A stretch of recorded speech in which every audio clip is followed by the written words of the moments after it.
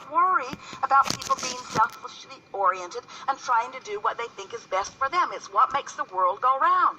You have the ability to personally cope with that. You have the ability to let that happen and let it stir something personally in you, vividly in you. In other words, these people that were at the heart of this economic thing are no different than our friend's lover, who just harassed him into greater expansion. Except you've been harassed into really great expansion, you see.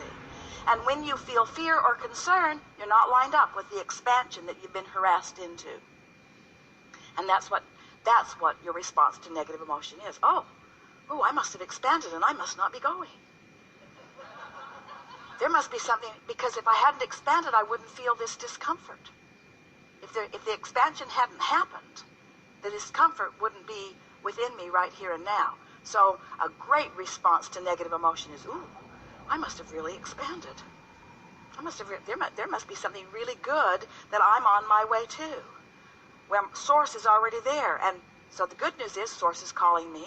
The good news is when I lighten up by being less specifically focused, the vortex can pull me closer and closer and closer.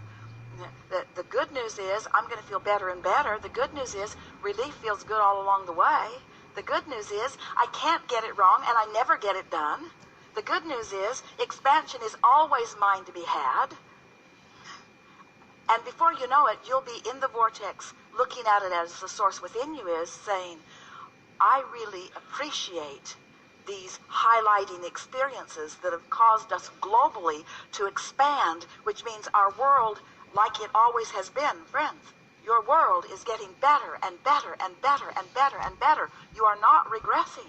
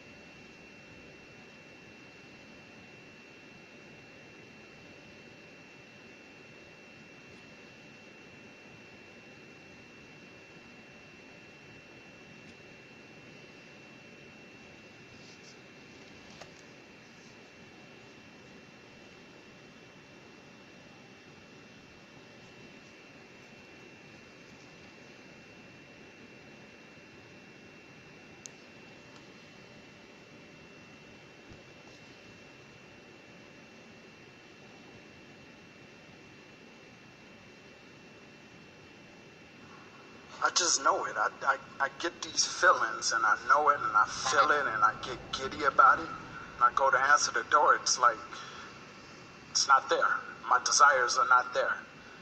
But Well, the knowing is there. When your giddiness and knowing are a little bigger proportion of your day, the manifestations will show them to you in enough evidence that you'll begin to feel with confidence what you are accomplishing, what you are manifesting. The fastest way to get that to flip to a little more evidence is by noting when you are consciously aware that your giddiness, your knowing, has affected the manifestation. Now, this is new dialogue that we're having with new emphasis these days. And so you're asking this question, and you're going to receive an answer that is deeper, and the evidence of it is going to show itself to you very fast. So, because words don't teach. It's only life experience. Our words just help us rendezvous. Our words just help us confirm what we already know. And so those goosebumps that you were talking about, that's confirmation. When you get those goosebumps, that means that the thought you're thinking in that moment and the thought that the source within you is thinking in that moment are jiving.